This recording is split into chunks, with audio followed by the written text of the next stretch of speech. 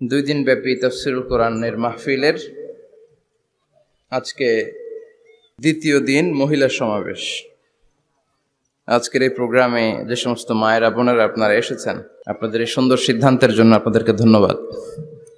আপনাদের সবাইকে শুকরিয়া জানাচ্ছি, মোবারকবাদ জানাচ্ছি। আহলান ওয়া সাহলান ওয়া মারহাবান বিকুম ফি হাদাল লিকা আত-তাইয়িব আল খালিস। আমরা শুরুতে আল্লাহর দরবারে শুকরিয়া জানাই যে আল্লাহ তাআলা আজকে হিলফুল ফুজুল ইসলামী যুব সংগঠনের আয়োজনে চমৎকার একটি মহিলা সমাবেশের আয়োজন তারা করেছে।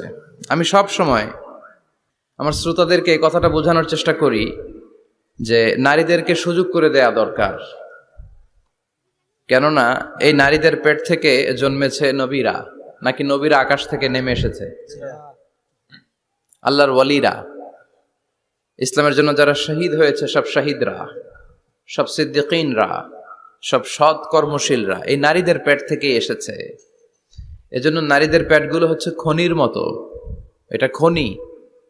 নারীদের যত্ন নিলে এই খনি থেকে ভালো জিনিস পাওয়া যাবে, আল্লাহওয়ালা পাওয়া যাবে, হাফেজ পাওয়া যাবে, সালেহ পাওয়া যাবে।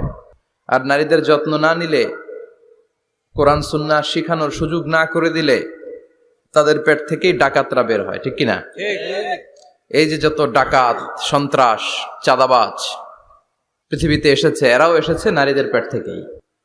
এজন্য বলা হয় বাপ ভালো তার বেটা ভালো তাই, মা ভালো তার জি, গাই ভালো তার দুধ ভালো রে, দুধ ভালো তার ঘি।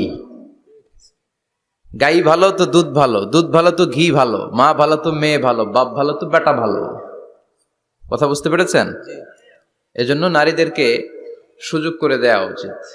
তারা যদি কোরআন সুন্নাহ জানে তাহলে ঘরের মধ্যে কোনো শিরকের ছোঁয়া থাকবে না। আর নারীরাই যদি বিপদগামী হয়, ওই ফ্যামিলিটা বিপদগামী হয়ে যায়। এজন্য আসুন আমরা আল্লাহর দরবারে শুকরিয়া জানাই যে আল্লাহ তাআলা আমাদেরকে আজকে এই মহিলা সমাবেশে আসার বসার তৌফিক এনায়েত করলেন। আমরা আল্লাহর দরবারে শুকরিয়া জানাই, আমরা পড়ে নিচ্ছি কালিমাতুশ শুকর, আলহামদুলিল্লাহ। আমরা আল্লাহর কাছে কামনা করছি যে আল্লাহ তাআলা শেষ পর্যন্ত যেন আমাদেরকে এই প্রোগ্রামে উপস্থিত থাকার তৌফিক এনায়েত করে এবং এই প্রোগ্রামের সর্বোচ্চটা যেন আমরা নিয়ে যেতে পারি। আল্লাহ তুমি তৌফিক দাও, আমিন। আজকের এই প্রোগ্রামটাকে তুমি আমাদের নাজাতের ওয়াসিলা বানাও, আমিন। সম্মানিত ভাইয়ের, আমি ছোট্ট একটা আয়াত তেলাওয়াত করেছি, ওয়াকারনা ফি বুয়ুতিকুন্না ওয়ালা তাবাররাজনা তাবাররুজাল জাহিলিয়াতিল উলা। ওয়াকারনা ফি বুয়ুতিকুন্না, আল্লাহর অর্ডার, ও বান্দিরা তোমরা ঘরে থাকো। কই থাকো? ঘরে। আর আপনারা থাকবেন কই? বাইরে। নারী যদি ঘরে থাকে, আমরা কই? বাইরে। এটাই হচ্ছে সিকোয়েন্স। পুরুষরা থাকবে বাইরে, নারীরা ঘরে। পুরুষরা প্রয়োজনে ঘরে যাবে আর নারীরা প্রয়োজনে বাইরে যাবে, ঠিক কি না? এজন্য রাব্বুল আলামিন বললেন ওয়াকারনা ফি বুয়ুতিকুন্না ওয়ালা তাবাররাজনা তাবাররুজাল জাহিলিয়াতিল উলা। ও আমার বান্দারা, ও আমার বান্দিরা, তোমরা ঘরে অবস্থান করো, ঘর থেকে বের হবে না প্রয়োজন ছাড়া। আর জাহিলি যুগের নারীদের মতো নিজেদের সৌন্দর্যকে প্রকাশ করে বের হবে না। কথাটা কার? বলো, কথা কার? আল্লাহর বাণী। আমার বান্দিরা তোমরা ঘরে অবস্থান করবে, আর জাহিলি যুগের নারীদের মতো নিজেদের বিউটি, সৌন্দর্যকে এক্সপোজ করবে না, দেখিয়ে বেড়াবে না। ঘরের মধ্যে তোমাদের অবস্থান, তার মানে নারীর মূল আবাস কেন্দ্র হলো ঘর। পুরুষ থাকবে বাইরে, পুরুষ কাজ করতে যাবে, চাকরি করতে যাবে, সমাজে নেতৃত্ব দিতে যাবে, রাতের বেলা বিশ্রামের জন্য ঘরে আসবে। আর নারী সারাদিন সারা সময় ঘরে থাকবে, ডাক্তারের কাছে যাওয়ার জন্য ঘরের বাইরে যাবে, জরুরি প্রয়োজনে ঘরের বাইরে যাবে, ঠিক কিনা? তাহলে ঘরটা বেসিক্যালি নারীদের, ঘর নারীদের দখলে আর বাহিরটা আমাদের দখলে। এটা হচ্ছে আল্লাহর দেয়া সিকোয়েন্স। সুবহানাল্লাহ পড়েন। সুবহানাল্লাহ। কিন্তু নারীরা এখন ঘর থেকে বাইরে বেরোতে শুরু করেছে। আল্লাহ সিকোয়েন্স দিলেন নারী থাকবে ঘরে, পুরুষ বাইরে। আমরা উল্টায় ফেলছি, এখন আমরা থাকি ঘরে, নারীরা চলে গেছে বাইরে। এজন্য জ্বালা যন্ত্রণা ফ্যামিলির ভিতরে বেশি না কম? আমি বলে থাকি যে নারীরা দুই জায়গায় খুব বেশি যায়, হুমড়ি খেয়ে পড়ে। এক যায় বাজারে, দুই যায় মাজারে, ঠিক কিনা? মাজারে যায় অনেক, ছেলে নাই মেয়ে নাই, ভাবে যে মাজার থেকে সন্তান পাওয়া যায়, এরকম আছে না নাই? রব্বুল আলামিন বলেন ইয়াহাবু লিমান ইয়াশাউ ইনাসা ওয়া ইয়াহাবু লিমান ইয়াশাউ যুকুর আও ইউযাওয়িজুহুম যুকরানা ওয়া ইনাসা ওয়া ইয়াজআলু মান ইয়াশাউ আকিমা ইন্নাহু আলিমুন কাদির। তিনি যাকে চান তাকে মেয়ে দেন। আগে মেয়ের কথা বললেন, আগে ছেলে বলে নাই। তার মানে মেয়ের ভিতরে বরকত বেশি না কম? বেশি। আল্লাহ যাকে চান তাকে মেয়ে দেন, আল্লাহ যাকে চান তাকে ছেলে দেন, আবার যাকে চান তাকে ছেলেও দেন মেয়েও দেন, আবার যাকে চান তারে ছেলেও দেন না মেয়েও দেন না। তিনি কে? আল্লাহ। এজন্য চাইতে হবে তার কাছে, মাজারে যে চাওয়া যাবে না। আমার বোনেরা খবরদার খবরদার খবরদার, মাজারে যে কিচ্ছু যাবেন না। মাজারে তো আপনাদের যাওয়ারই দরকার নাই, কারণ নারীদেরকে কবরের সামনে যে কবর জিয়ারত করতে নিষেধ করেছেন মুহাম্মদ সাল্লাল্লাহু আলাইহি ওয়াসাল্লাম। কারণ নারীরা দুর্বল চিত্তের অধিকারী হয়, রক্ত দেখলে ভয় পায়, পায় না? আমরা ভয় পাই? আমরা তো জবাই করি, আমরা কুরবানির সময় আল্লাহু আকবার, রক্ত দেখলে আমরা ভয় টয় পাই না। নারীরা রক্ত দেখলে ভিড়কে ওঠে, ওরা ভয় পায়। এজন্য পৃথিবীর কোন দেশের সেনাবাহিনীর প্রধান, চিফ ইন মিলিটারি, আপনি নারী দেখাতে পারবেন না। পৃথিবীতে এতগুলো দেশ, কোন দেশের সেনাপ্রধান নারী আছে? থাকলে আমারে জানান। কোন দেশের বিচারপতি নারী আছে? নাই। কারণ এই ডিসিশন গুলো নিতে হলে অনেক বড় মাথা লাগে, অনেক সাহস লাগে, কিন্তু নারীরা রক্ত দেখলে ভয় পেয়ে যায়। সুবহানাল্লাহ পড়েন। কি ব্যালেন্স আল্লাহ করে দিলেন। এই জন্য খবরদার, মাজারে যে কিছু চাওয়া যায় না। মাজারে পড়ে থাকা ব্যক্তিটা আপনার মতোই ব্যক্তি। আল মাইয়িতু ফিল কবরি কাল গারিকু ফিল বাহরি। সাঁতার না জানা ব্যক্তি সাগরে পড়ে গেলে যেমন অসহায়, কবরে চলে গেলে মানুষ তেমন অসহায়। সে কিচ্ছু দিতে পারে না, বরং আপনি কবরের সামনে যে দোয়া করে তারে কিছু দিয়ে আসবেন। ঠিক কিনা? কথা বুঝতেছেন? এজন্য মায়েরা বোনেরা আবারও বলি, খেয়াল করে শুনবেন, মাজারে যাওয়া যাবে না, মাজার কেন্দ্রিক হওয়া যাবে না। চাইতে হবে কার কাছে? দিতে পারে একজন, তিনি কে? কেউ যেটা দেখে না দেখে কে? কেউ যেটা শোনে না শোনে কে? কেউ যেটা পারে না পারে কে? এজন্য চাইবো কার কাছে? 24/7 সবসময় দেওয়ার জন্য ধন ভান্ডার নিয়ে তিনি প্রস্তুত, কিন্তু আমরা চাই না। এজন্য মায়েরা যারা এতদিন মাজার কেন্দ্রিক ছিলেন, এই অভ্যাসকে আপনারা পাল্টে ফেলেন। মাজারেও যাবেন না, বাজারেও যাবেন না। জরুরি প্রয়োজনে হিজাব মেনটেন করে বাজারে যাওয়া যেতে পারে, কিন্তু এই কাজটা মূলত পুরুষদের। কাদের কথা বলেন? এজন্য আল্লাহ বললেন ওয়াকারনা ফি বুয়ুতিকুন, নারী তোমরা ঘরে থাকো। কিন্তু ঘরে না থেকে এখন বাজার কেন্দ্রিক, মাজার কেন্দ্রিক। ঘরে থাকতে চায় না। ঘরেই যে আল্লাহ কত দায়িত্ব দিয়েছে নারীদের। এক একটা ঘর এক একটা ফ্যামিলি, এক একটা ফ্যামিলি এক একটা ইনস্টিটিউশন, প্রতিষ্ঠান। আর এই প্রতিষ্ঠানের এমডি, ম্যানেজিং ডাইরেক্টর হচ্ছে এক একটা মহিলা। চিল্লা এখন ঠিক কিনা? রব্বুল আলামিন নারীদেরকে ঘরের এমডি বানালেন, বাড়ির এমডি, ম্যানেজিং ডাইরেক্টর। অনেক কিছু ম্যানেজ করতে হয়। ফুড ম্যানেজমেন্ট জানা লাগে, কুকিং ম্যানেজমেন্ট জানা লাগে, রেয়ারিং আপ দ্য চিলড্রেন জানা লাগে, ডিপ্লোমাসিও জানা লাগে। কেমন করে রান্না করবে এটা জানতে হয়, কেমন করে ঘরকে ক্লিন রাখবে জানতে হয়, কেমন করে ছেলে মেয়েকে লালন পালন করতে হবে জানতে হয়, কেমন করে স্বামীর মন জুগিয়ে শাশুড়ির মন জুগিয়ে চলতে হয় সেটাও জানতে হয়। এটার বলে ডিপ্লোমাসি। কূটনৈতিক জ্ঞান না থাকলে আরেক বাড়ির মাইয়া নতুন এক বাড়িতে যাইয়া সবার সাথে মিলেমিশে চলতে পারে? কথা কন। তো আপনার ডিপ্লোমেসি জানা লাগে, আপনার food management, cooking management, washing management, rearing up the children, চিলড্রেনদেরকে কিভাবে বড় করতে হয় এটা জানতে হয়। তো এত দায়িত্ব ধুইয়া, আপনার ম্যানেজিং ডাইরেক্ট দায়িত্ব ধুইয়া আপনি বাইরে যান কেন? কথা বলেন। এজন্য আল্লাহ বললেন ওয়াকারনা ফি বুয়ুতিকুন্না, ঘরে থাকবা। ঘরে থাকলে ওই ঘরটারে বরকতময় করে দেয় কে? আল্লাহ। দেখবেন যেই ঘরে নারী থাকতে পারে না, ওই ঘরটা উস্কো খুস্কো, রুক্ষ, ভালোবাসার ছোঁয়া নাই।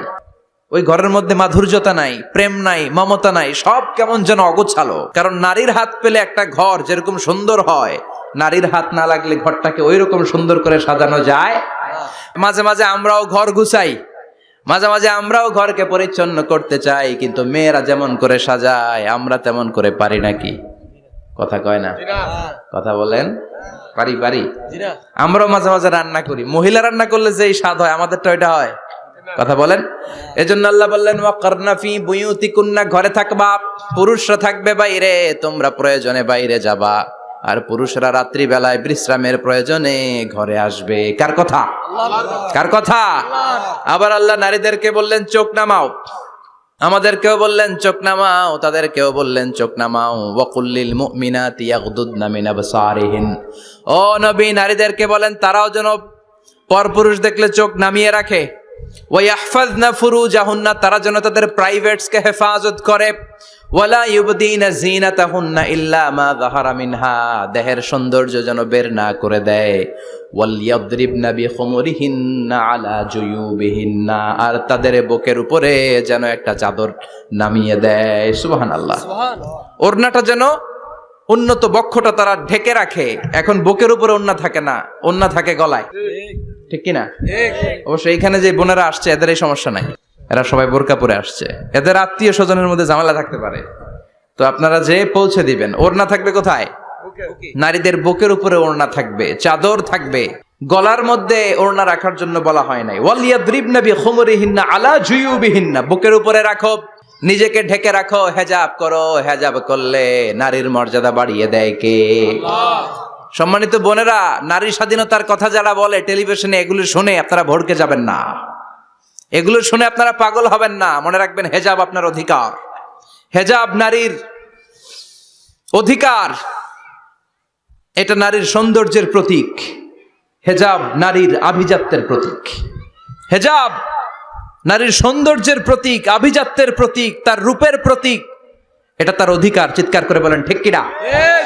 কেমন করে হেজাব দেহ থেকে সরাতে হয়, কেমন করে দেহ থেকে কাপড় নামানো যায়, এটা হইল শয়তানের মিশন। এটা কি? শয়তান যখন নিষিদ্ধ ফল সাইয়েদনা আদম আর হাওয়া আলাইহিস সালামকে খাইয়ে দিল, সাথে সাথে জান্নাতের কাপড় পড়ে গেল। জান্নাতেও কাপড় খুলে দিল, দুনিয়াতেও খুলে, ঠিক কিনা?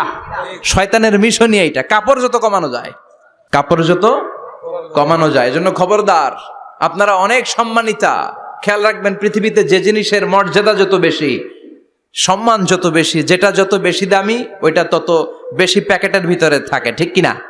ঝিনুকের ভিতরে থাকে মতি, মতি খোলা থাকে না। স্বর্ণ অলংকার, স্বর্ণের দোকানে যখন যাবেন দেখবেন শাটারের সামনে এত বড় বড় তালা, অন্য দোকানে এত মোটা তালা নাই। আবার যেখানে গ্লাস ফিটিং করা স্বর্ণ রাখা হয়, ওইখানেও কয়েকটা লকার সিস্টেম আছে না নাই? ঘরে যখন আমরা অর্নামেন্টস রাখি, গহনা রাখি, ঘরের সবচেয়ে গোপন কক্ষের ভেতরে, গোপন আলমারির ভেতরে, গোপন সিন্ধুকের গোপন ড্রয়ারের ভেতরে কয়েকটা তালা মেরে স্বর্ণ রাখি। জোরে কোন ঠিক কিনা? 50,000 টাকার বান্ডিল নিয়ে যখন রাস্তায় বেরোয়, কেউ হাতে নিয়ে বেরোয় না, এমনি দেখায় দেখা যায় না। এই যে দেখ 50,000, কখনো কাউরে 1,000 টাকার নোট ধরেন, এটা 1,000 টাকার নোট, কয় হাজার টাকার নোট? কথা কয় না, 1,000 টাকার নোট। এটা কাউরে দেখবেন যে 1,000 টাকার নোটটারে এইভাবে কইরা এদিকে অর্ধেক আর এইভাবে এইভাবে রেখে রাস্তায় হাঁটতেছে, কোন পাগলও হাঁটবে? কোন পাগলও হাঁটে না, কারণ দামি জিনিস। এটার হেজাব লাগবে, এটার নেকাব লাগবে, এটাকে প্যাকেট করতে হবে, এটাকে প্রিজার্ভ করতে হবে। এজন্য যে নারীরা হেজাব করে তারা কোনোদিন ইফটিজিং এর শিকার হয় না। চিল্লায় বলো ঠিক কিনা? হেজাব যারা করে তারা বিপদে পড়ে না, কারণ হেজাব পরলে এক একটা নারীকে জান্নাতের হুর পরীর মতো লাগে, ঠিক কিনা? সম্মানে মাথাটা নিচু হয়ে আসে, তাকাতে গেলেও ভয় লাগে। আল্লাহু আকবার, কি সম্মান আল্লাহ দিলেন! এজন্য আমার মায়েরা বোনেরা, আপনাদের সম্মান রব্বুল আলামিন হেজাবের ভেতরে রেখেছে। হেজাব হচ্ছে আপনার সিকিউরিটি। হেজাব কি? এটা আল্লাহর দেয়া আপনার জন্য সিকিউরিটি। আপনি আপনার সিকিউরিটিকে নষ্ট করতে পারবেন? এজন্য ইসলাম বলে খবরদার, নারী যদি কোনো দূরের জায়গায় সফর করে, দূরের রাস্তায় সফর করে, নারী যেই তো সম্মানিত, একা একা কোনো নারী যেতে পারবে না। সিকিউরিটির দরকার আছে না নাই? বডিগার্ডের দরকার আছে না নাই? কেউ যখন বাংলার জমিন থেকে মক্কায় উমরা করতে যায়, মাহরাম পুরুষ না থাকলে তারে ভিসা দেয়, কারণ সম্মানিতা, বডিগার্ড লাগবে। জানেন এটা? মাহরাম পুরুষ যদি না থাকে, এই মাহরাম হচ্ছে বডিগার্ড। মাহরাম পুরুষ না থাকলে উমরার ভিসা হয় না, হজের ভিসা হয় না, কারণ লম্বা সফর, আর যে সফর করবে সে সম্মানিতা। সম্মানিতা নারীর জন্য সিকিউরিটির দরকার আছে না নাই? বডিগার্ড লাগবে কি লাগবে না? কি সম্মান ইসলাম আমাদেরকে দিল বুঝলামই না আমরা, আপনাদেরকে প্রোটেক্ট করার জন্য। আপনাদের সিকিউরিটি এনশিওর করার জন্য আল্লাহ তাআলা হিজাবের বিধান দিয়েছে। চিল্লায় পড়েন সুবহানাল্লাহ। সুবহানাল্লাহ। এজন্য নারীর সম্মান, নারীর মর্যাদা রব্বুল আলামিন হিজাবের ভেতরে দিয়েছে। আবার নারীর মধ্যেও হিজাবের তারতম্য আছে না নাই? যাদের বয়স বেশি তাদের হিজাব কম, যাদের বয়স কম তাদের হিজাব বেশি। সুবহানাল্লাহ, কি ব্যালেন্স! কিন্তু রাস্তায় দেখবেন নানির হাতে হাত মোজা, নানি নাতনি, নানির হাত মোজা আছে, পা মোজা আছে, গায়ে বোরকা আছে দুইটা, সাথে ষোড়শী অষ্টাদশী তরুণী তন্নি যুবতী নাতনিটার বুকের মধ্যে কাপড় নাই, গলায় আছে ওড়না, আছে না নাই? তার মানে পুরাই উল্টা। দরকার ছিল নাতনির হাতে মোজা, পায়ে মোজা, দুইটা বোরকা, নানির গায়ে কাপড় না থাকলেও সমস্যা নাই। হালকা কাপড় পরে নানি বের হইছে, সমস্যা নাই। কোন রকম চাদর গায়ে দিয়ে নানি বের হইছে, সমস্যা নাই। কিন্তু নাতনির গায়ে বোরকার দরকার আছে না নাই? হাত মোজা, পা মোজার দরকার আছে না নাই? মা মেয়ে বের হয়েছে, মায়ের গায়ে দুই বোরকা, হাত মোজা, পা মোজা, মেয়ের গায়ে কাপড় নাই, হাফ নেকেড, আছে না নাই? নানির দিকে তাকাবে কে? উনি তো এক্সপায়ার্ড, উনি কি ডেট শেষ। কথা বলেন, কেউ তাকাবে? তাকাবে ওই ষোড়শী অষ্টাদশী তরুণী তন্নি যুবতীর দিকে, ঠিক কি না? এজন্য ইসলাম বলে খবরদার, হেজাব ছাড়া বের হওয়া যাবে না, নেকাব ছাড়া বের হওয়া যাবে না। বিশ্বনবী বললেন, মা তারাকতু মিন বাদি আদাররা আলার রিজালি মিনান নিসা, আমি চলে যাব কিন্তু আমার পরে আমার পুরুষ উম্মতদের জন্য নারীর চাইতে বড় কোনো ফিতনা আমি রেখে যাই নাই। আর বনি ইসরাইলের জামানায় সবচেয়ে বড় ফিতনা হয়েছিল নারীর ফিতনা, নারী কেলেঙ্কারি। এই জন্য নারীরা, বোনেরা, আপনাদেরকে সাবধান থাকতে হবে। নারীর ফিতনা বড় ফিতনা। নারী ভালো হলে সবচেয়ে ভালো, নারী খারাপ হলে নারীর চেয়ে খারাপ কেউ হতে পারে না। এজন্য নারীদের জন্য আল্লাহ কিছু মডেল দিলেন, নারীদের জন্য আল্লাহ কিছু আদর্শ পাঠালেন, নারীদের জন্য আল্লাহ শিক্ষণীয় মহীয়সী কিছু নারীর জীবনী দিলেন। বললেন, এই জীবনীগুলো পড়ো, তোমাদের জীবনটারে উজালা করে দিবে কে? আল্লাহ বললেন, দরাবাল্লাহু মাসালাল লিল্লাযীনা আমানু ইমরাতা ফিরআউন। গোটা বিশ্বের সব নারীদের জন্য রব্বুল আলামিন কুখ্যাত সন্ত্রাসী ফেরাউনের বউকে মডেল বানিয়ে দিয়েছে। সুবহানাল্লাহ পড়েন। সুবহানাল্লাহ। কাফেরের বউ মুমিন নারীদের মডেল, আবার নবীর বউ কাফের নারীদের মডেল, আছে না নাই? নূহ আলাইহিস সালাম আল্লাহর সব চাইতে প্রিয় নবী, প্রিয়দের একজন, কিন্তু তার বউ কাফেরদের মডেল। আর কুখ্যাত সন্ত্রাসী ফেরাউন, তার বউ আসিয়া মুমিন নারীদের মডেল। আল্লাহু আকবার। 6 জন নারীর জীবনীর কথা আমি রেকমেন্ড করি, সাজেস্ট করি যে 6 জন নারীর জীবনী মুখস্থ, ঠোঁটস্থ, অন্তস্থ থাকতে হবে প্রতিটা নারীর জন্য। আশা করি মায়েরা, বোনেরা শুনছেন, আশা করি আপনারা কান লাগিয়ে শুনছেন, অনুধাবন করার চেষ্টা করছেন। আপনাদের জন্য 6 জন নারীর জীবনী পড়া অবধারিত। সংক্ষেপে বলবো, কয়জন? 6 জন। গুনেন। 1 নম্বরে হচ্ছে হাজার, উম্মে ইসমাইল, সৈয়দনা ইব্রাহিমের বউ, সৈয়দনা ইসমাইল আলাইহিস সালামের আম্মা, নাম হলো হাজার। আমরা বলি বিবি হাজেরা, আমরা কি কই? হাজেরা আছে না? এই প্যান্ডেলেও হাজেরা নামে 2-1 বোন থাকতে পারে। আসলে নামটা হচ্ছে হাজার। নামটা কি? হাজার। হাজার। এই হাজার হচ্ছে আপনাদের 1 নাম্বার মডেল। 2 নাম্বার কুখ্যাত সন্ত্রাসী ফেরাউনের বউ আসিয়া আপনাদের 2 নাম্বার মডেল। 3 নম্বরে ঈসা আলাইহিস সালামের আম্মা মারিয়াম আলাইহিস সালাম আপনাদের মডেল। বিশ্বনবীর প্রথম বউ খাদিজা আপনাদের মডেল। বিশ্বনবীর একমাত্র কুমারী বউ মা আয়েশা আপনাদের মডেল। আর বিশ্বনবীর কলিজার টুকরা সাইয়্যিদাতুনা ফাতিমা আপনাদের জন্য মডেল। সুবহানাল্লাহ পড়েন। কয়জন? 6 জন। জোরে বলেন। 6 জন। প্রথমে কার নাম বলেছি? হাজার। দ্বিতীয় আসিয়া, 3 নাম্বার মারিয়াম, 4 নাম্বার খাদিজা, 5 নাম্বারে আয়েশা, 6 নাম্বারে ফাতিমা। সুবহানাল্লাহ পড়ে। বিশ্বনবী বলেছেন, কামুলা মিনার রিজালে কাসির, পুরুষদের মধ্যে কামেল পুরুষের অভাব নাই। ওয়ালাম ইয়াকমুল মিনান নিসা ইল্লা 4, নারীদের মধ্যে কামেল নারী হচ্ছে 4 জন। কয়জন? 4 জন। এরপরে আবার বাড়ালেন আয়েশার কথা, আবার বাড়ালেন ফাতেমার কথা, মোট হয়ে গেল 6 জন। সুবহানাল্লাহ পড়েন। সুবহানাল্লাহ। মোট কয়জন? 6 জন। আসুন এই 6 জনের জীবনী থেকে একটা একটা করে শিক্ষা আমরা মনে রাখার চেষ্টা করি, তাহলে জীবন উজালা হয়ে যাবে। কয়টা করে শিক্ষা? হাজার আলাইহিস সালাম, ওনার জীবনী থেকে শিক্ষা হচ্ছে তাওয়াক্কুল আলাল্লাহ, বিপদে আপদে সবসময় ভরসা কার উপর?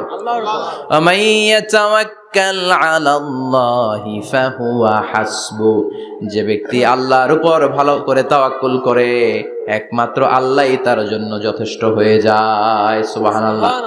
সুবহানাল্লাহ পড়ছেন? পড়েন সুবহানাল্লাহ। হাজার আলাইহিস সালাম, ওনার জীবনী থেকে শিক্ষা হচ্ছে আল্লাহর উপর তাওয়াক্কুল। সাইয়েদনা ইব্রাহিম আলাইহিস সালাম সাইয়্যিদাতুনা হাজারকে নিয়ে, দুধের বাচ্চা ইসমাইলকে নিয়ে মক্কার মরুজমিনের মাঝখানে রেখে আসলেন। মানুষ নাই, প্রাণী নাই, খাওয়ার পানি নাই, কোনো পশু পাখি নাই, আকাশের পাখিও নাই, কেউ নাই, একটা মাত্র পানির মশক।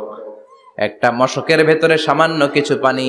দুধের বাচ্চা ইসমাইলকে নিয়ে সাইয়্যিদাতুনা হাজার দাঁড়িয়ে রইলেন। কোনো কথা না বলে বিবি আর বাচ্চাকে রেখে চলে যাচ্ছেন। চোখের পানি ছেড়ে সাইয়্যিদাতুনা হাজার ডেকে বললেন, ইব্রাহিম একটু দাঁড়াও। কথা নাই, বার্তা নাই, কিছুই বললা না। কি আমার অপরাধ? কেন এই ধুধুমরু প্রান্তরে আমাকে দুধের বাচ্চাটারে রেখে গেলা? শুধু একটা কথাই জানতে চাইবো, এই যে আমাদেরকে রেখে পাষণ্ডের মতো তুমি চলে যাও, এটা কি তোমার নিজের ইচ্ছায় নাকি আল্লাহর ইচ্ছায়? সাইয়েদনা ইব্রাহিম কোনো কথা না বলে শুধু প্রশ্নের উত্তর দিলেন, বললেন আল্লাহর ইচ্ছায়। কার ইচ্ছায়? নবীরা নিজের ইচ্ছায় কিছু করে না, যেটাই করে করে কার ইচ্ছায়?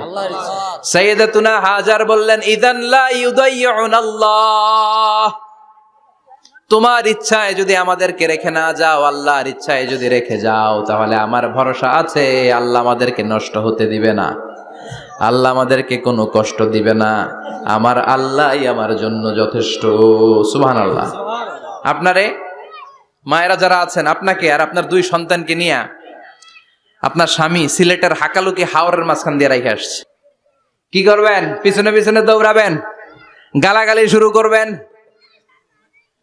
যদি বলে আল্লাহর ইচ্ছায় তোমারে রেখে গেলাম, জীবনেও মানতে চাবেন না, বলবেন তোরেও বাদ দিলাম, তোর আল্লাহরেও বাদ দিলাম। আছে না নাই? কিন্তু সাইয়্যিদাতুনা হাজার কেমন নারী ছিলেন, একটা টু শব্দ করেন নাই। শুনতেছেন? কেন ইমাজিন, কল্পনা করতে পারেন? ধুধুমরু প্রান্তর, খাওয়ার কিছু নাই, পান করার কিছু নাই, কথা বলার মতো একটা মানুষ নাই, রৌদ্রের তাপ মরুভূমির বালুর উপরে এমন ভাবে পড়ে। সৌদি আরবের মরুভূমি যারা দেখেছেন, প্রচন্ড বালুর মধ্যে চাল রেখে দিলে চালগুলো মুড়ি হয়ে যায়। ওই প্রচন্ড মরুভূমির মধ্যে দাঁড়িয়ে বললেন, যদি আল্লাহর ইচ্ছা হয়, আমার আল্লাহ আমার জন্য যথেষ্ট। ঠিকই আল্লাহ যথেষ্ট হয়েছেন। এই মহিলাকে দিয়ে মক্কা আবাদ হয়েছে। মক্কায় কোনো মানুষ থাকতো না, এখন মক্কায় গেলে জায়গা পাওয়া যায়। 25 লক্ষ লোক আমরা হজ করেছি এবার। প্রতিদিন 3 লক্ষ 4 লক্ষ মসজিদুল হারাম একসাথে জামাত। জুমার নামাজের দিন 5 লক্ষ 7 লক্ষ 10 লক্ষ হয়ে যায়। এতগুলো মানুষ আগে ছিল না। সব হলো সাইয়্যিদাতুনা হাজারের ইমানের ফসল। সুবহানাল্লাহ। এই নারী এখানে থাকলেন আল্লাহর উপর ভরসা করে, ইমানের পরীক্ষা দিতে লাগলেন। একদিনের ব্যবধানে খাওয়ার পানির মশকের পানি শেষ। ইসমাইল আলাইহিস সালামের পায়ের ধাক্কায় জমজমের পানি এলো। জুরহুম নামক একটা গোত্র যাচ্ছিল, তারা এসে ওনার হাতে মরিদ হলো। সুবহানাল্লাহ। তারা এসে বলল, আমাদেরকে শুধু জমজমের পানি খেতে দেন, আপনি যা বলবেন সব আমরা মেনে নিলাম। শুরু হলো মক্কার আবাদ। হাজার হাজার মানুষ বাড়তে শুরু করলো, মক্কা শহরের এক্সপানশন হলো। গোটা বিশ্ব থেকে লক্ষ লক্ষ মানুষ এখন মক্কার দিকে ছুটে চিল্লায় বলেন ঠিক কি না? এজন্য আমার মায়েরা অনেক লম্বা জীবনী। তার একটা ঘটনাই বললাম, সাইয়্যিদাতুনা হাজার, ওনার জীবনী থেকে আমার মায়েদের বোনেদের জন্য শিক্ষা। তাওয়াক্কুল আলাল্লাহ। বাঁচি আর মরি, সুস্থ থাকি আর অসুস্থ থাকি, বিপদে থাকি আর যেই কোনো সমস্যায় থাকি না কেন, ভরসা করতে হবে একজনের উপর। তিনি কে? আল্লাহ। আল্লাহর উপর যে ভরসার মতো ভরসা করতে জানে, আমার আল্লাহই তার জন্য যথেষ্ট। ঠিক কিনা? তাহলে হাজার থেকে আমার বোনদের জন্য শিক্ষা হচ্ছে, তাওয়াক্কুল করব আমরা কার উপরে? ভরসা রাখবো কার উপর? সবসময় আত-তাওয়াক্কুল আলাল্লাহ, আল্লাহর উপর ভরসা করতে হবে। আমার মায়েরা, আমার বোনেরা। 2 নম্বরে বলেছি কার কথা? আসিয়া রাদিয়াল্লাহু তাআলা আনহা আলাইহাস সালাম, ফেরাউনের স্ত্রী। এই মহিলা অনেক দামি মহিলা, মুসা আলাইহিস সালামের পালক মা। সুবহানাল্লাহ পড়েন। নিজের সন্তান ছিল না, সাইয়েদনা মুসা আলাইহিস সালামকে লালন পালন করেছেন। গোপনে গোপনে মুসা আলাইহিস সালামের উপর ঈমান এনেছেন। গোপনে গোপনে রাত্রিবেলা তাহাজ্জুদ পড়ে চোখের পানি ছেড়ে চাইতেন কার কাছে? ফেরাউনের বউ আর ফেরাউনের ফিনান্স মিনিস্টার অর্থমন্ত্রীর বউ দুইজন লুকিয়ে কালিমা পড়ে মুসলমান। ফেরাউন কিছু জানে না। সুবহানাল্লাহ। কি আল্লাহর খেলা! ফেরাউন লক্ষ লক্ষ বনি ইসরাইলের ছোট্ট বাচ্চাকে জবাই করেছে একটা বাচ্চাকে ঠেকানোর জন্য। নাম কি? মুসা। আর ফেরাউনের ঘরে আল্লাহ মুসাকে বড় করলেন। কোন সুবহানাল্লাহ। লুকিয়ে লুকিয়ে ঈমান আনলো। ফেরাউনের বউ আসিয়া অর্থমন্ত্রীর বউ দুইজন মিলে ফেরাউনের কাছে ঘটনা পৌঁছে গেল, খবর পৌঁছে গেল। ফেরাউন ডেকে পাঠালো দুধের বাচ্চাকে নিয়ে। ফেরাউনের অর্থমন্ত্রীর বউ হাজির। কুখ্যাত সন্ত্রাসী ফেরাউনের নিজের বউ আসিয়াও হাজির। ফেরাউন বলে, এক আল্লাহর উপর কুফরির ঘোষণা দে, আল্লাহকে ভুলে যা, আমার পায়ের সামনে সেজদা দে, আমি মাফ করে দেব। আসিয়ার এক কথা, জীবন যাবে কিন্তু ঈমান যাবে না। ফেরাউনের অর্থমন্ত্রীর স্ত্রীরও এক কথা, যে আল্লাহর কাছে আমরা মাথা নত করেছি, পৃথিবীর কোন শক্তির কাছে ওই মাথার নত হতে পারে না। ফেরাউন বলল, তাই নাকি? দেখি তোদের ঈমানের পাওয়ার কত বড়। অর্ডার করলো, বিশাল বড় পাতিল নিয়ে আসো, কড়াই নিয়ে আসো, কড়াই ভর্তি তেল গরম করতে শুরু করো। টকবক টকবক করে কড়াইয়ের মধ্যে গরম তেল। ফেরাউন বলে, ও অর্থমন্ত্রীর স্ত্রী, তোমারে অনেক ভালো জানতাম, এখনই আমার পায়ের সামনে সেজদায় লুটিয়ে পড়ো, আল্লাহরে ছাড়ো, আমি তোরে ছেড়ে দেব। অর্থমন্ত্রীর বউ বলে, এত সোজা না। সুবহানাল্লাহ বলেন। কি ঈমান! ঈমানের পথে অবিচল থেকে আমার মরণ যেন হয়, তোমারই কাছে মিনতি আমার, তোমারই কাছে মিনতি আমার, মহামহিম দয়াময়,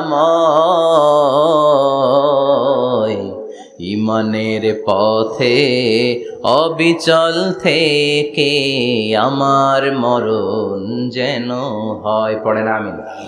আবার পড়েন আমিন। এক কথা, আল্লাহর সামনে মাথা নত করেছি, কারো সামনে করব না। ফেরাউন অর্ডার দিল, এই মহিলার দুধের বাচ্চাটারে টান দিয়ে আন, টকবক তেলের মধ্যে, কড়াইয়ের মধ্যে গরম তেলের মধ্যে ছেড়ে দে। মায়ের চোখের সামনে দুধের বাচ্চাকে গরম তেলের মধ্যে ছাড়ে। হিসাবটা কি সহজ নাকি? কথা বলেন। চিৎকার দিয়ে মা কেঁদে ওঠে, ছেড়ে দাও। ফেরাউনের নির্দয় অন্তরে দয়া হয় না। দুধের বাচ্চাটারে তেলের মধ্যে ছেড়ে দেওয়ার পরে মুহূর্তের মধ্যে ছেলেটা রোস্ট হয়ে যায়।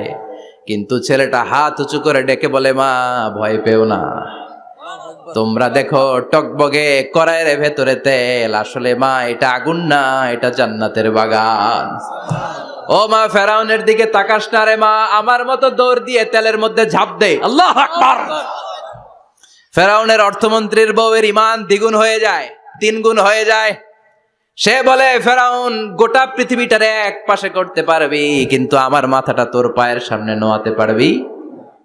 ফেরাউনের অর্থমন্ত্রীর ওই স্ত্রীকে বাচ্চার পরে ওই তেলের মধ্যে ঢেলে দেওয়া হলো। ওই মহিলাটাও রোস্ট হয়ে যায়। বাকি রইল ফেরাউনের বউ আসিয়া।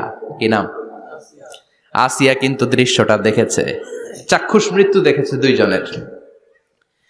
ফেরাউন বলে, আসিয়া, কত অন্তরঙ্গ সম্পর্ক আমাদের, আজীবন কত ভালোবাসা ছিল, কত খুনসুটি ছিল, কিন্তু আমার পায়ের মধ্যে সেজদা দিয়ে প্রমাণ কর তুই আমারে ভালোবাসিস। আসিয়ারও একই কথা, জীবন দিব কিন্তু ঈমান দিব না। ফেরাউন বলল, তোকেও আমি ছাড়বো না, তোকে আমি উলঙ্গ করব। হাজার হাজার মানুষের সামনে আসিয়ার কাপড় টেনে নেওয়া হলো, তক্তার মধ্যে শুইয়ে তক্তার মধ্যে হাতে পায়ে পেরেক মারা হলো। হাতের এই পাশ দিয়ে পেরেক ঢুকে ওই পাশ দিয়ে বেরোয়, তক্তার এ পাশ দিয়ে ঢুকে ও পাশ দিয়ে বেরোয়, ফিনকি দিয়ে রক্ত বের করে। আসিয়া সহ্য করতে না পেরে ডেকে বলে, আল্লাহ, ফেরাউন থেকে তুমি আমারে বাঁচাও।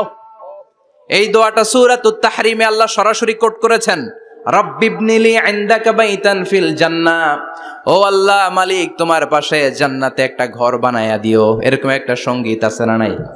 এই সঙ্গীতটা সরাসরি সূরাতুত তাহরিম আসিয়ার দোয়া থেকে কোট করা হয়েছে। পড়েন সুবহানাল্লাহ। মালিক তুমি জান্নাতে তোমার পাশে আমায় একটি ঘর বানিয়ে দিও,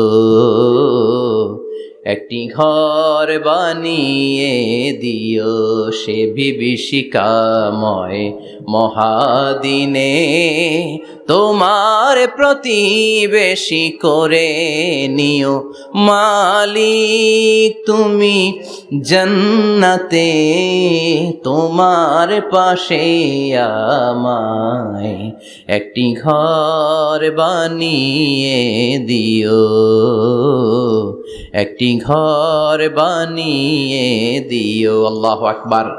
সেই ৫,০০০ বছর আগের দোয়া আজও আমরা তাফসির মাহফিলে গান বানিয়ে বলি।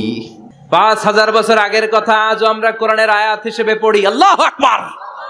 কি মাকবুল হয়েছেন মহিলাটা আল্লাহর দরবারে। আল্লাহরে বললেন, আল্লাহ শুধু তোমার ইবাদতের কারণে আজকে আমার এমন দশা উলঙ্গ হওয়া লাগলো, আমার হাতে পায়ে পেরেক ঠোকা হলো, আল্লাহ এখন গরম তেলের মধ্যে ছেড়ে দেয়া হবে, তুমি বাঁচাও। আল্লাহ বললেন, জিব্রাইল আমার জান্নাতটারে আসিয়ার চোখের সামনে তুলে ধর। আমার আসিয়া দুনিয়ার বুকে থেকে এই জান্নাত দেখে দেখে আমার মেহমান হয়ে আমার কাছে আসবে। আসিয়াকেও গরম তেলের মধ্যে ফেলে দেয়া হলো। দুনিয়ার বুকে থেকে জান্নাতের নমুনাটা দেখতে দেখতে সাইয়েদাতুনা আসিয়া আল্লাহর কাছে চলে গেলেন। পড়েন আল্লাহু আকবার। এজন্য ঈমানের পথে অবিচল থেকে আমার মরণ যেন হয়। পড়েন আমিন। আমিন। তাহলে আসিয়ার জীবনী থেকে আমার মায়েদের জন্য শিক্ষা হলো, ঈমান ছাড়া যাবে না, বেঈমান হয়ে মরা যাবে না, মাজারে গিয়ে মুশরিকাদের কাতারে নাম তোলা যাবে। ওই মায়েরা ঈমান কেমন করে রক্ষা করবেন? ঈমান কত বড় দামি জিনিস। ঈমান একজন নারীর মর্যাদা আল্লাহর কাছে কত বাড়িয়ে তোলে। আসিয়ার জীবনে এই শিক্ষাটা আছে না নাই? কথা কম আছে, বোঝা যায়? বোঝা যায়। তাহলে প্রথমে জানলাম কার কথা? হাজারের কথা। হাজেরার জীবনী থেকে শিক্ষা ছিল তাওয়াক্কুল করতে হবে একজনের উপর, তিনি কে? আল্লাহ। আসিয়ার জীবনী থেকে আমরা কি শিখলাম? ঈমান রক্ষা করতে হবে। জীবন যাবে, ঈমান যাবে, জীবন যাবে, ঈমান যাবে। ৩ নম্বরে মারিয়াম আলাইহাস সালাম, আজীব একটা মহিলা, স্বামী ছাড়া তার পেটের ভেতরে সন্তান দিয়েছে কে? আল্লাহ। আবার উনার নামে কোরআনে একটা সূরা দিয়েছে কে? আল্লাহ। কি নাম? সূরাতু মারইয়াম। কাফ হা ইয়া আইন সাদ, যিকরু রাহমাতি রাব্বিকা আবদাহু যাকারিয়া। আল্লাহু আকবার। কি সুন্দর সূরা, কি অন্তমিল, কি চমৎকার ঘটনার বর্ণনা। উনার নামেও সূরা, উনার ফ্যামিলির নামেও সূরা। উনার আব্বার নাম ইমরান, মায়ের নাম হান্না বিনতে ফাখুজ। উনাদের ফ্যামিলিটা আল্লাহর কাছে এত প্রিয়, আল্লাহর একটা সূরা দিলেন ইমরানের পরিবারের সূরা। কোন সুবহানাল্লাহ। কোরআনের ৩ নাম্বার সূরা, সূরাতু আলে ইমরান। কি নাম? সূরাতু। আবার কোরআনে আল্লাহ ওনাকে বলেছেন সিদ্দিকা, মানে সত্যবাদী নারী। আবার আল্লাহ বলেছেন ওয়ালাইসা যাকারু কাল উনসা, এটা এমন মেয়ে কোন পুরুষ এই মেয়ের মতো হতে পারে? ওনার মা হান্না বললেন, আল্লাহ আমার পেটে ছেলে না মেয়ে আমি জানি না। যখন মারিয়াম পেটে, আল্লাহ ছেলে হোক মেয়ে হোক বাইতুল মুকাদ্দাসের খাদেম হিসেবে তুমি কবুল করে নাও। আমার পেটে যা আছে তোমার জন্য মানত করে দিলাম। কিন্তু ভূমিষ্ঠ করার পরে দেখে মাইয়া, ভূমিষ্ঠ করার পরে দেখে কি? মেয়ে। ভাবছিল ছেলে, ছেলে হইলে খাদেম হবে, এখন মেয়ে। আল্লাহ বলে চিন্তা করো না, সাধারণ মেয়ে না। ওয়ালাইসা যাকারু কাল উনসা, এটা এমন মেয়ে কোন ছেলেরাও এই মেয়ের মতো হতে পারে। এই মেয়েকে দিয়ে দেওয়া হলো বাইতুল মাকদাস, one of the major 3 mosques in Islam. ইসলামের সর্বশ্রেষ্ঠ 3টা মসজিদের একটা। এই বাইতুল মুকাদ্দাসের খাদেমা ছিল উনি। মসজিদ ক্লিন করতো আর ইবাদত করতো, ইবাদতে মশগুল হয়ে থাকতো, পাগল পাড়া হয়ে থাকতো, চক্ষু বন্ধ করে আল্লাহর কথা স্মরণ করত। মর্যাদা আল্লাহ এত বাড়িয়ে দিলেন, আনসিজনাল যত জান্নাতি ফল সব সামনে এসে হাজির হয়ে যেত। ওনার খালু জাকারিয়া এসে বলতেন, আন্না লাকে হাদা, ও মারিয়াম এই ফল তো এই সিজনে ফিলিস্তিনে নাই, পাইলা কই? তিনি বলতেন, হুয়া মিন ইনদিল্লাহ, রব্বুল আলামিন জান্নাত থেকে ফলের ব্যবস্থা করেছে। কোরআন সাক্ষী, আন্না লাকে হাদা, কোত্থেকে এই ফ্রুট পাইলা? আনসিজনাল, এটা তো এখানে নাই। উনি বললেন, হুয়া মিন ইনদিল্লাহ, ইন্নাল্লাহা ইয়ারযুকু মান ইয়াশাউ বিগাইরি হিসাব। আল্লাহ এরকম যারে চায় বিগাইরি হিসাব রিজিক দিয়ে থাকে। সুবহানাল্লাহ বলেন। সব সময় আল্লাহর ইবাদত, সব সময় তাহাজ্জুদ, সব সময় জিকির করতেন, লা ইলাহা লা ইলাহা ইল্লাল্লাহু মুহাম্মাদুর রাসূলুল্লাহ ওনার পুরো জীবনের কোনো মুহূর্ত আল্লাহর জিকির থেকে খালি যায় নাই, সব সময় ইবাদতে মশগুল, সব সময় কি। তার মানে মারিয়ামের জীবনী থেকে আমাদের শিক্ষা, আমার মায়েরা বোনেরা ইবাদতে মশগুল থাকতে হবে। কিন্তু দুর্ভাগ্যজনক হলেও সত্যি, আমার বোনেরা জি বাংলা নিয়ে মশগুল থাকে। ওনারা মশগুল থাকে ঠিকই, তবে ইবাদত নিয়ে না। কি নিয়ে? কথা কন। জি বাংলা কি এখনো দেশে চলে? স্টার জলসা এগুলো চলে? কিরণমালা, এই সিরিয়ালগুলো চলে? নতুন সিরিয়াল আসছে, নাম কত কয়েকটা, ওয়াজ মাহফিলে বলা লাগবে আমাদের। কি নাম, কি চলে এখন জানো না তুমি? সর্বনাশ, পাগলের মতো মহিলাগুলো বসে থাকে, রাতে দেখতে না পারলে সকালে কাজা কাফার আদায় করে, আছে না নাই? কাজা আদায় করে ফেলে সকালে। খবরদার, জি বাংলা, স্টার জলসা, হিন্দি মুভি নিয়ে মশগুল থাকা যাবে না আমার বোনেরা। আপনিই পারেন আপনার ফ্যামিলিটারে জান্নাতে ফ্যামিলি বানাতে, আপনিই পারেন পরিবারটারে শান্তিময় করতে। নারী ভালো তো পরিবার ভালো। এজন্য মারিয়াম আলাইহিস সালামের জীবনী থেকে আমার বোনদের জন্য শিক্ষা, ঘরের সব কাজ শেষে অবসর যেই সময়টা পাবো ইবাদতে মশগুল হয়ে যাব, ঠিক কিনা?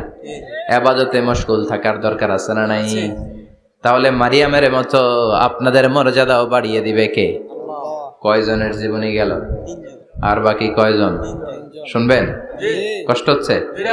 এরপরে বিশ্বনবীর প্রথম বউ খাদিজা। কি সুন্দর নাম, খাদিজা বললে ভাল লাগে না?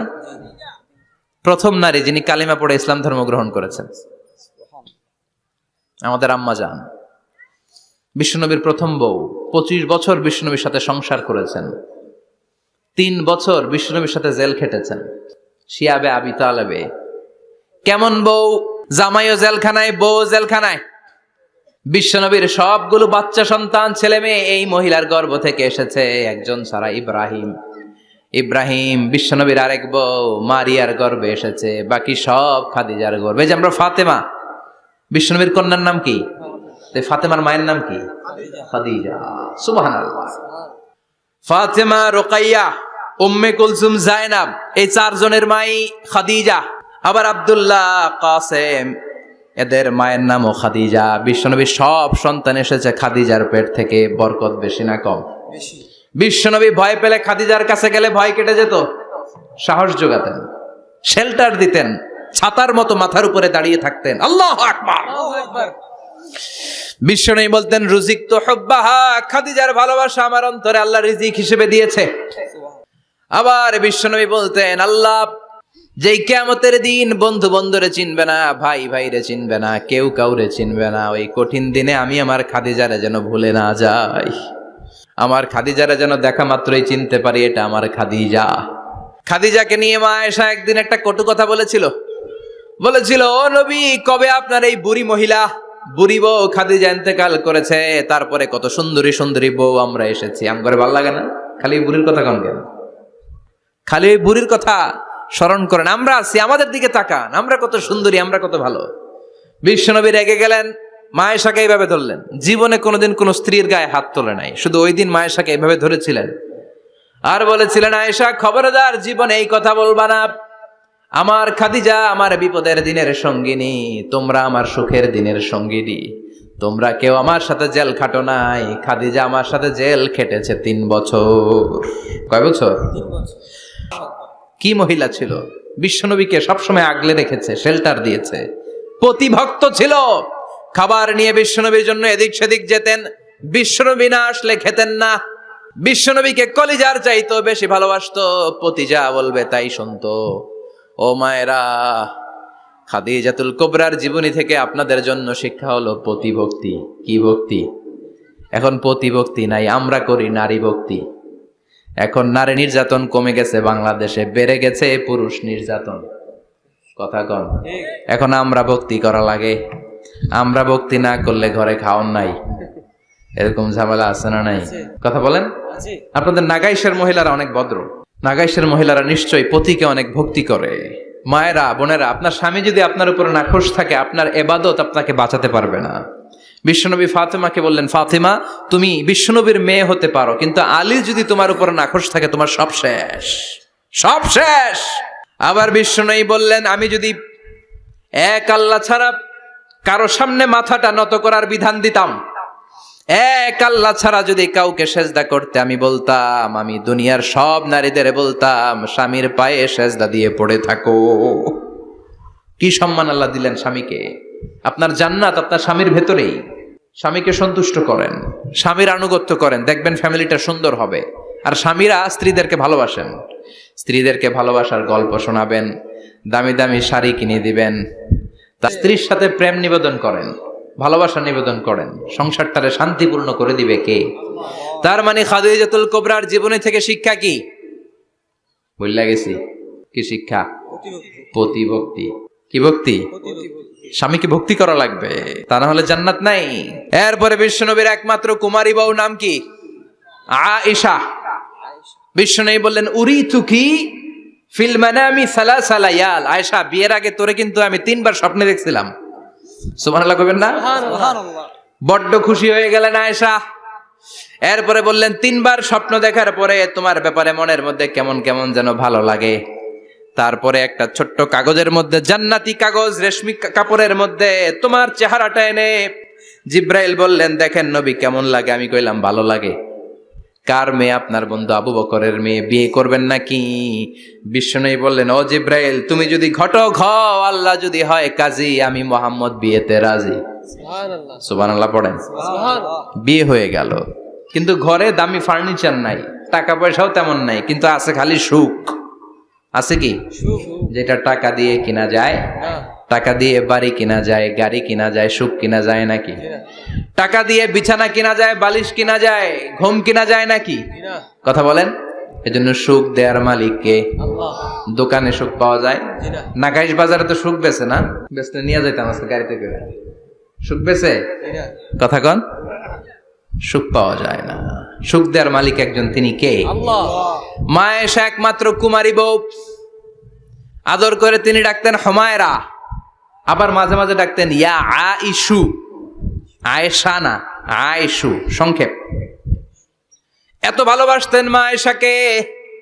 মা আয়েশা গ্লাসের যেই জায়গা দিয়ে পানি খেতেন, বিশ্বনবী ওই জায়গায় মুখ লাগিয়ে পানি খেত। মা আয়েশা গোশতকে হাড্ডি ফেলে দিলে বিশ্বনবী ওই হাড্ডিটা নিয়ে চষতে শুরু করে দিত। সুবহানাল্লাহ। এক বালতি থেকে পানি নিয়ে 2 জনে গোসল করত। আবার বিশ্বনবী মাঝে মাঝে বায়না ধরতো, মাঝে মাঝে রাগও করতো। সুবহানাল্লাহ কোন। স্বামী স্ত্রীর মধ্যে একটু রাগ আছে না নাই? রাগ থাকলে ওইটারে আবার ভালোবাসায় পরিণত করে দেয় কে? রাগ না থাকলে ভালোবাসা তো ভালোবাসাই না, রাগ থাকতেই হবে, তাইলে ভালোবাসার মর্ম বোঝা যায়। চিল্লায় বলেন ঠিক কিনা? ক্ষুধা না থাকলে খাবারের মর্যাদা বোঝা যায় না। সারাদিন পেট ভরা, খাওয়ার মজা বুঝবেন? ক্ষুধা, প্রচন্ড ক্ষুধা, তৃষ্ণার্ত, লেবুর শরবত পাইলে অমৃতের মতো লাগবে। প্রচন্ড ক্ষুধা, হাজি বিরিয়ানি পাইছেন 1 প্লেট, ইচ্ছে মতো খাবেন, কিন্তু পেট ভর্তি, হাজি বিরিয়ানি খাওয়া যাবে? এজন্য রাগ না থাকলে ভালোবাসা যে কত দামি, ভালোবাসা যে আল্লাহর পক্ষ থেকে কত বড় নেয়ামত বোঝা যায় না। মাঝে মাঝে মা আয়েশা রাগ করতেন। শুনতেছেন? জি। বিশ্বনবী বলেন আয়েশা, কখন তুমি রাগ করো, কখন তুমি আমারে ভালোবাসো আমি বুঝি। সুবহানাল্লাহ পড়েন। মা আয়েশা বললেন কেমনে বোঝেন? বিশ্বনবী বললেন যখন তুমি রাগ করো তখন নামাজের পরে দোয়ার মধ্যে বলো, ও ইব্রাহিম আলাইহিস সালামের আল্লাহ, আপনি আমার উপর দয়া করেন। তার মানে তুমি রাগ করে আছো, আমার নাম নাও নাই। আর যখন আমার উপর খুশি থাকো নামাজের পরে দোয়াতে বলো, মুহাম্মদ সাল্লাল্লাহু আলাইহি ওয়াসাল্লামের আল্লাহ, আপনি আমাদের উপর রহমত করেন। তার মানে খুশির সময় তুমি আমার নাম নাও, রেগে গেলে অন্য নবী দেয়া দোয়া সাইরা দাও, রেগে গেলে আমার নামটা নাও না। মা আয়েশা বলে নবী গো, আমি তো শুধু নামটাই মুখ দিয়ে নেই না, কিন্তু কলিজা থেকে তো আপনারে বাদ দিতে পারি না। আল্লাহু আকবার। কি ভালোবাসা! মা আয়েশা বলতেন আমি যখন বিশ্বনবীর সাথে শীতের রাতে এক ল্যাপের নিচে ঘুমাতাম তখনও জিব্রাইল ওহী নাজিল করত। সুবহানাল্লাহ নাই? সুবহানাল্লাহ। কোন স্ত্রীর সাথে অন্তরঙ্গ বসবাসের সময় কোরআনের ওহী নাজিল হতো না। একমাত্র মা আয়েশার সাথে যখন এক বিছানার এক ল্যাপের নিচে 2 জন শুয়ে আছে, কোরআনের আয়াত নাজিল করছে কে? আবার মা আয়েশা বলছেন আমার কারণে ও মুসলিম উম্মাহ তোমরা তায়াম্মুমের বিধান পেয়েছো। ফাতায়াম্মামু সাঈদান তাইয়্যিবা। মা আয়েশা একটা যুদ্ধে গিয়েছিলেন, যুদ্ধ থেকে ফেরার পথে মা আয়েশার গলার লকেট নাই। মাঝে মাঝে হয় না, মহিলা গলার লকেট পায় না, পুরা বাড়ি আগুন করে ফেলাইছে, লকেট নাই। লয়ে গেল রে, নিয়ে গেল রে, হারাইলাম রে। মা আয়েশার লকেট নাই। লকেট হারানোর পরে মা আয়েশা কান্নাকাটি। বিষ্ণু বললেন থামো। অনেকক্ষণ থামার পরে লকেট খুঁজে পায় না। সবাই খোঁজাখুঁজি, লকেট কই, লকেট কই, লকেট খুঁজে পায় না। ওদিক দিয়ে মাগরিবের নামাজের সময়ও শেষ, নামাজের সময় শেষ। আর যেই জায়গায় লকেট খোঁজার জন্য থামা হয়েছে ওই জায়গায় আবার পানি নাই, পানি সামনে, পানির দিকেও যেতে পারে না, লকেটও খুঁজে পায় না, নামাজও পড়া যায় না। সব সাহাবীরা মিছিল শুরু করছে, আবু বকর রে ধর, ধর ধর, আবু বকর রে ধর। আবু বকরের মেয়ের কারণে নামাজ আমাদের চলে যাচ্ছে।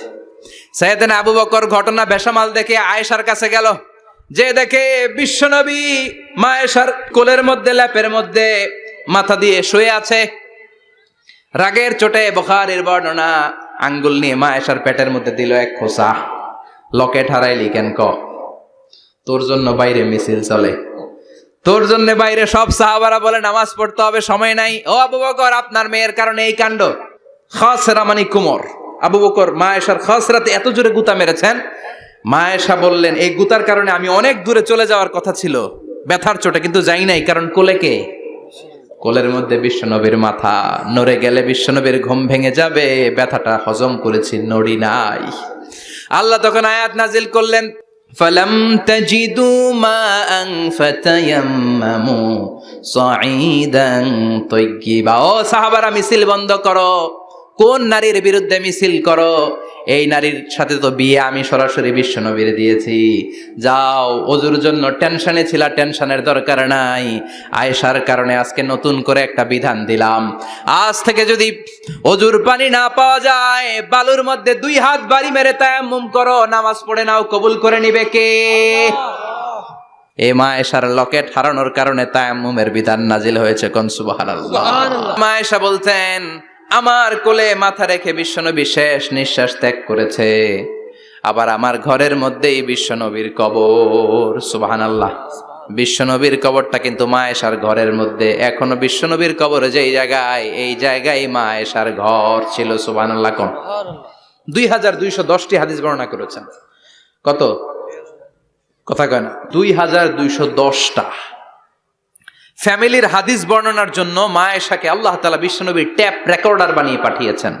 যাই বিশ্বনবী বলতেন ট্যাপ রেকর্ডের মতো রেকর্ড করে সব সাহাবীদের কাছে বর্ণনা করতেন। কত কবিতা উনি নিজে জানতেন, নিজেই জানে না। কত মাসালা যে জানতেন তার কোনো হিসাব নাই। ইলমুল ফারায়েজ, বাপ মরলে ছেলে মেয়ে থাকলে কে কতটুকু সম্পদ পাবে, মা আয়েশার চেয়ে এই বিধান মদিনায় কেউ জানতো না।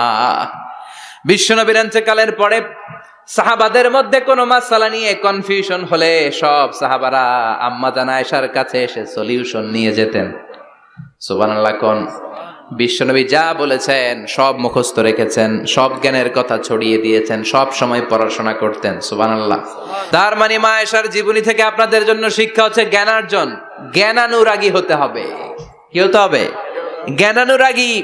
বুখারীর বঙ্গানুবাদ পাওয়া যায়, কোরআনের বঙ্গানুবাদ পাওয়া যায়, ইসলামিক অনেক ভালো ভালো রাইটারের বই পাওয়া যায়, ঠিক কিনা? এগুলো পড়ার দরকার আছে না নাই?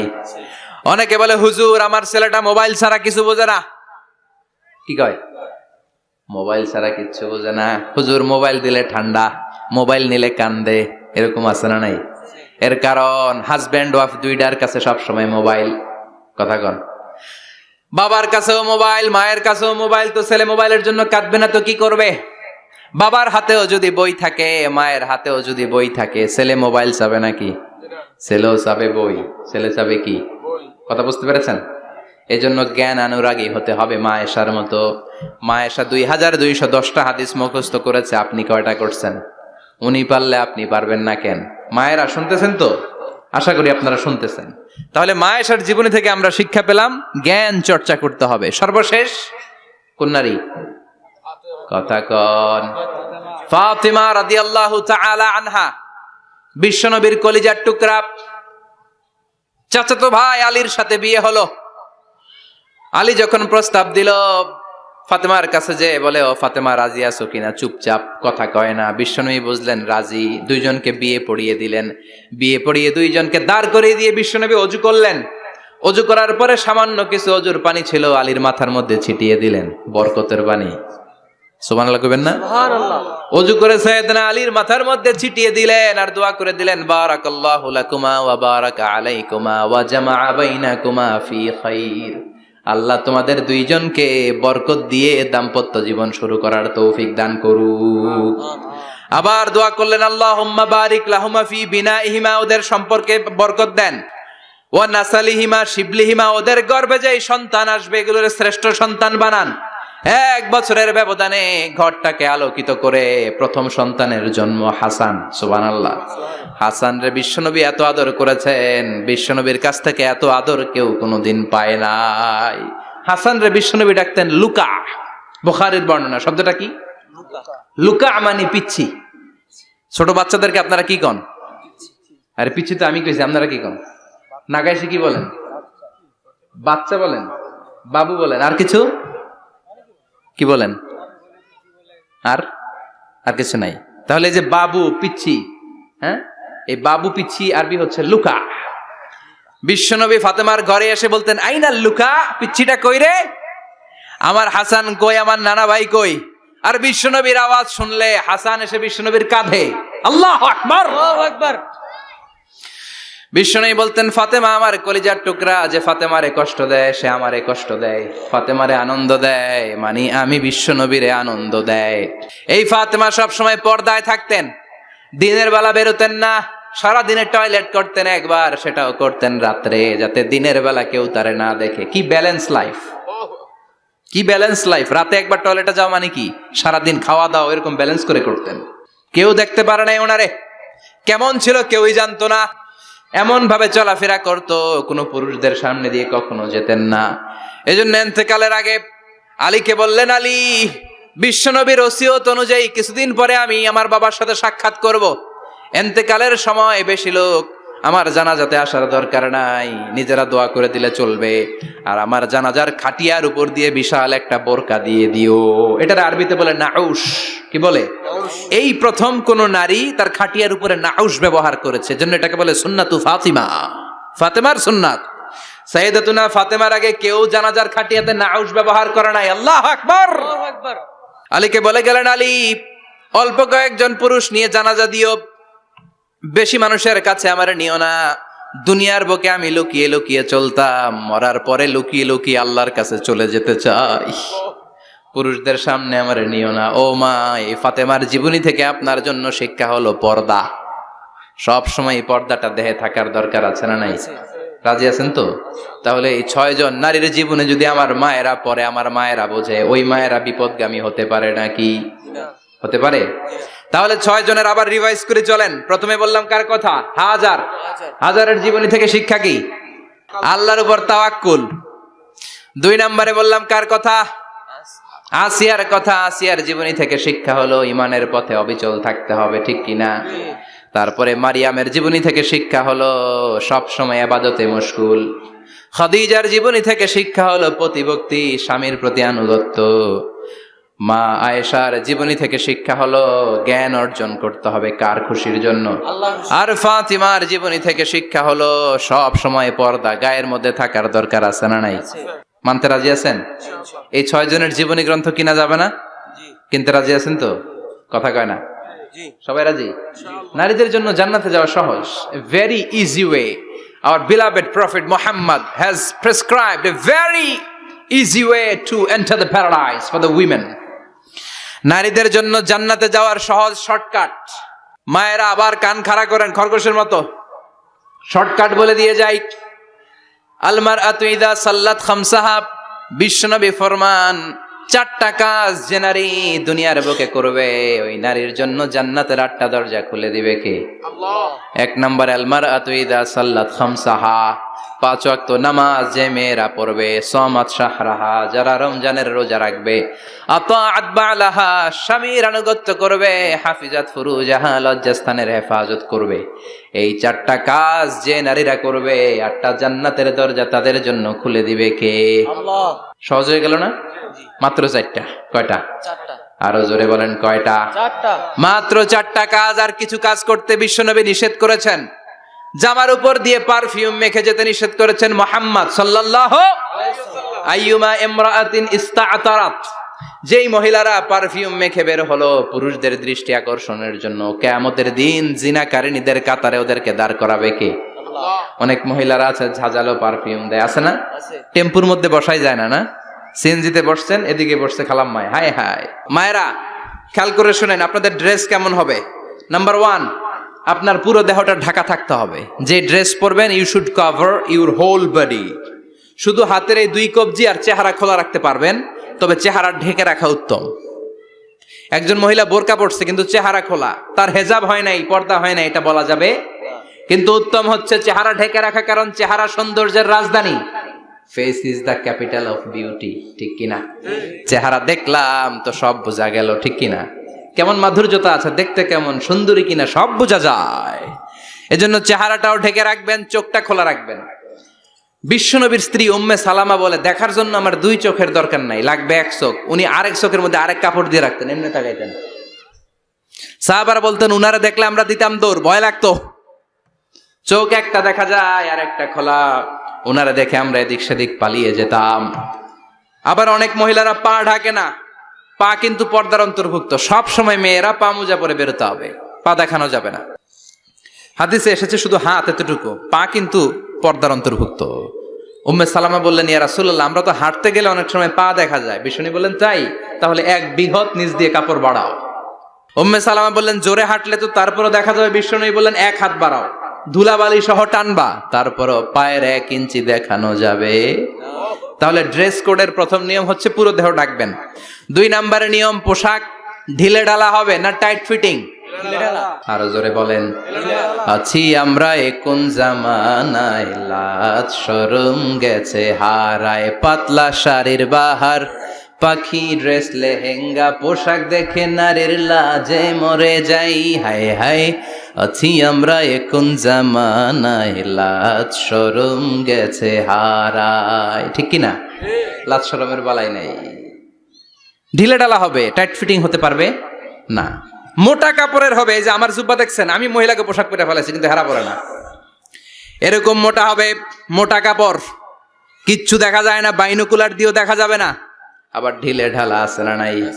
আমরা পুরুষরা যে এটা পরি, এটা দিয়ে 3 মহিলার কাপড় হয়, ঠিক কিনা? কাপড় পরতে চায় না তারা, ওদের পোশাক আমরা নিয়ে নিচ্ছি।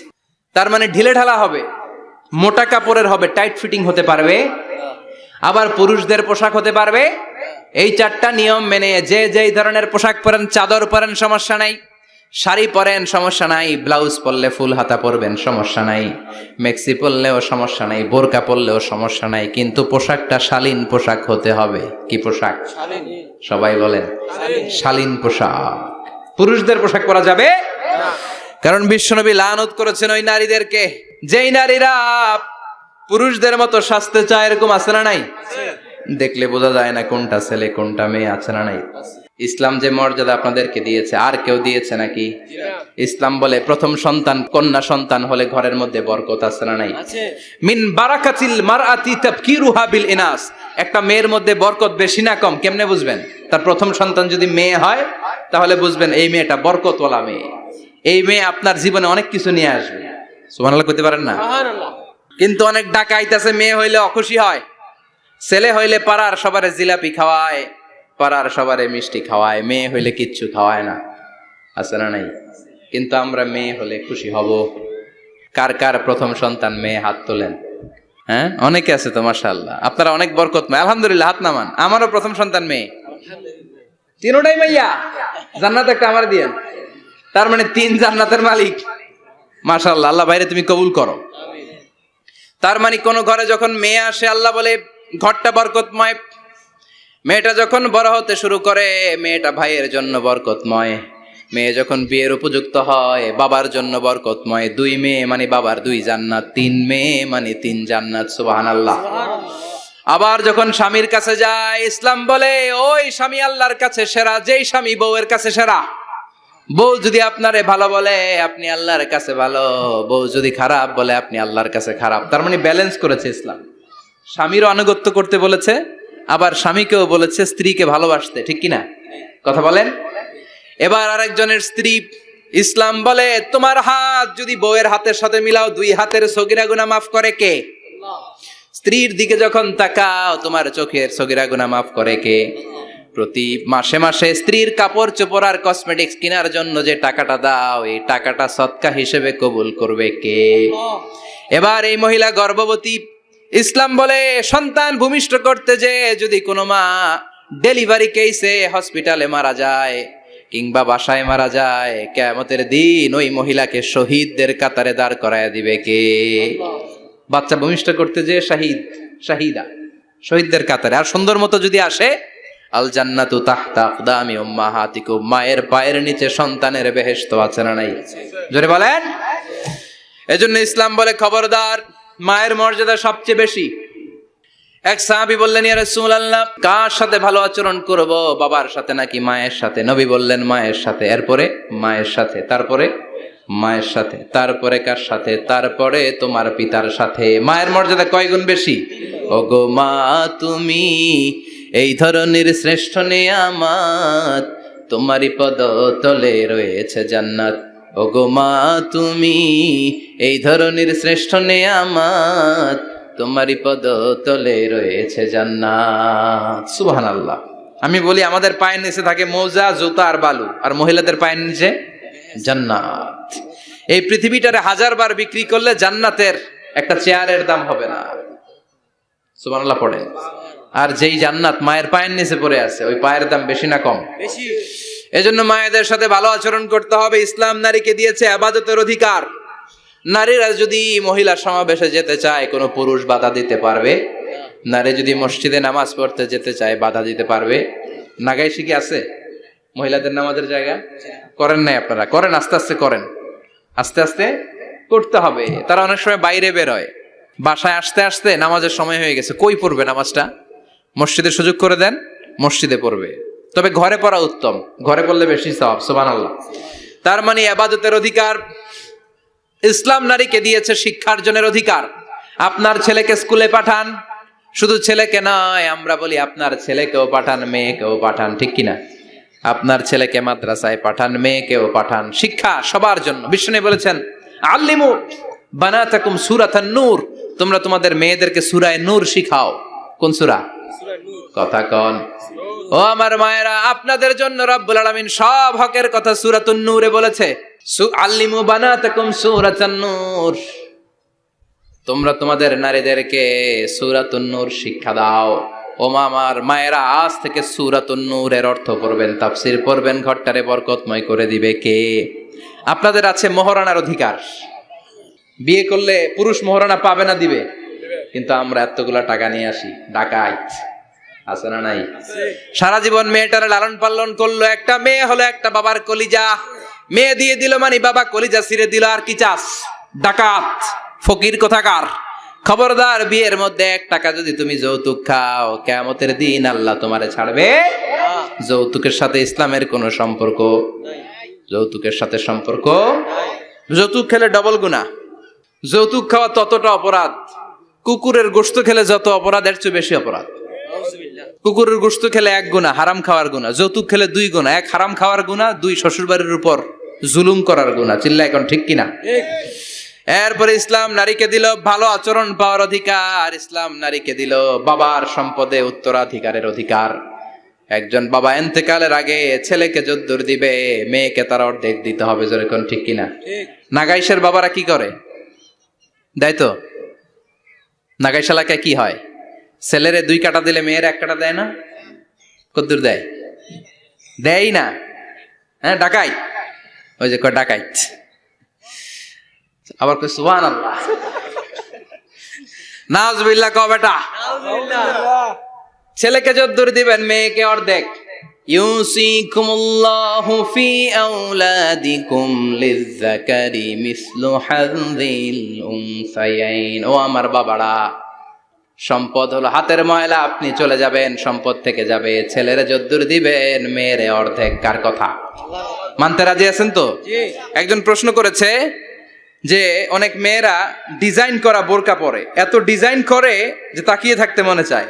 মানে বোরকা পরার কারণে আরো বেশি তাকায় থাকতে মনে আছে, এরকম ঝামেলা আছে না? নাই না। এরকম ঝিলিমিলি বিভিন্ন ধরনের ডিজাইন করা, অতিমাত্রায় ডিজাইন, যেটা মানুষের দৃষ্টি আকর্ষণ করতে পারে এরকম বোরকা পরা যাবে না। বোরকা হতে হবে ঢিলে ঢালা, বোরকা হতে হবে মোটা কাপড়ের, বোরকা হতে হবে আপনার সেফ গার্ড। ওই বোরকায় যদি আপনার সর্বনাশের কারণ হয় তাহলে তো এই বোরকা দিয়ে কোনো লাভ নাই। চিল্লা এখন ঠিক কিনা? আসসালামু আলাইকুম রহমতুল্লাহ। হুজুর, দত্তক পালার সুবিধা সম্পর্কে বা লাভ সম্পর্কে কিছু বললে ভালো হতো। দত্তক পালা জায়েজ আছে, ইয়াতিম হিসেবে পালবেন। বিশ্বনবী বলতেন, আনা ওয়া কাফিলুল ইয়াতীমি ইয়াউমাল কিয়ামাতি কাহাতাইন, আমি আর যারা ইয়াতিম পেলেছে তারা দুইজন একসাথে এইভাবে থাকবো। আমি এই রুমে, ইয়াতিমের রক্ষণাবেক্ষণকারী এই রুমে। সুবহানাল্লাহ। নবীর সাথে থাকবেন। তবে যেই ছেলেটাকে নিয়ে আসবেন তাকে আপনার ছেলে হিসেবে পরিচয় দেওয়া যাবে না। সে আপনাকে বাবা ডাকতে পারবে না, সে আপনাকে চাচা ডাকবে, আঙ্কেল ডাকবে, খালু ডাকবে, যা মন চায় ডাকবে।